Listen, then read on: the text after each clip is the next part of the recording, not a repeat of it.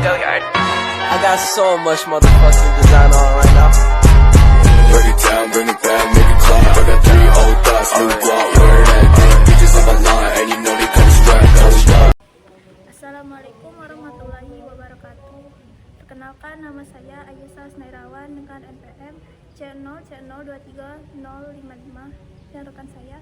Perkenalkan, nama saya Faisal Lopikoles, NPM C0C023030. Di sini kami akan membahas tentang e-commerce. Menurut kamu apa itu e-commerce? Menurut saya, e-commerce itu proses terjadinya transaksi jual beli yang dalam prakteknya dilakukan secara online melalui media elektronik. Kalau menurut kamu, apa itu e-commerce? E-commerce menurut saya adalah proses penjualan dan pembelian barang secara elektronik oleh konsumen yang merupakan transaksi bisnis to bisnis perantaran komputer, yakni menggunakan jaringan komputer. Industri e-commerce Indonesia dimulai pada tahun 1993, ditandain dengan munculnya toko online pertama Indonesia bernama Benika.com yang fokus dalam menjual di internet barang-barang elektronik seperti itu.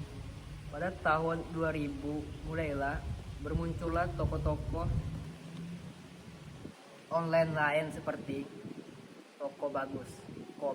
Mulai tahun 2010 dapat dilihat dan jelas perkembangannya tersebut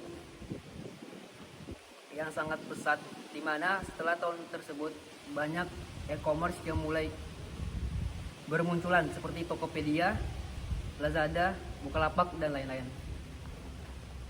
Jika dilihat dari sejarahnya, kita dapat dilihat bahwa sebetulnya e-commerce di Indonesia memiliki sejarah yang cukup panjang. Lalu bagaimana kondisi industri e-commerce di Indonesia saat ini?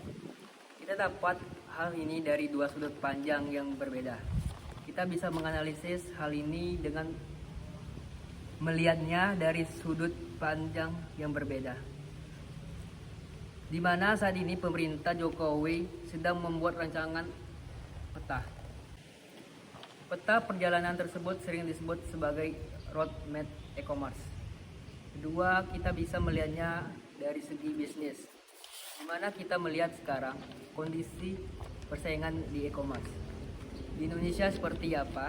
Siapa saja melihat sekarang kondisi persaingan e-commerce Indonesia seperti apa, siapa pemainnya, siapa market kadernya, dan apa saja tren akan dilihat di mana yang akan datang. Faktor apa saja yang mempengaruhi perkembangan e-commerce di Indonesia saat ini?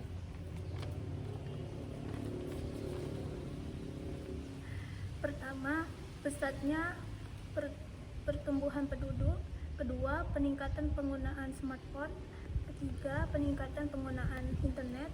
Keempat, peningkatan penggunaan medsos. Kelima, masuknya teknologi finansial. Mengapa e-commerce penting untuk bisnis?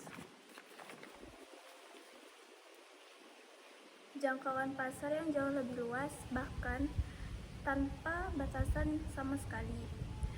Karena pembisnis menawarkan produk atau layanannya secara online dan dapat diakses oleh konsumen dan penjuru negeri. Dari segi pemerintah atau roadmap e-commerce mengenai 7 hal yang berbeda namun sama penting. Pertama, pendanaan. Kedua, perpajakan. Tiga, perlindungan konsumen.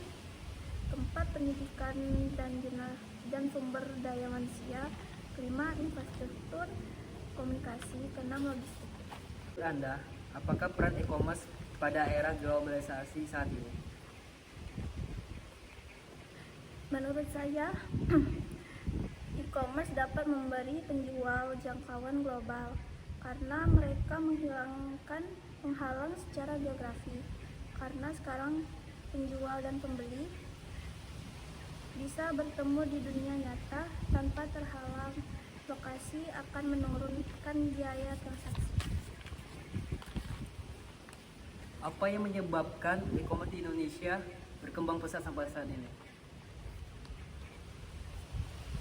Perilaku konsumtif dari puluhan juta orang kelas menengah di Indonesia menjadi alasan mengapa e-commerce di Indonesia akan terus berkembang. Terima kasih telah mendengarkan penjelasan singkat dari kami apa itu e-commerce. Wassalamualaikum warahmatullahi wabarakatuh.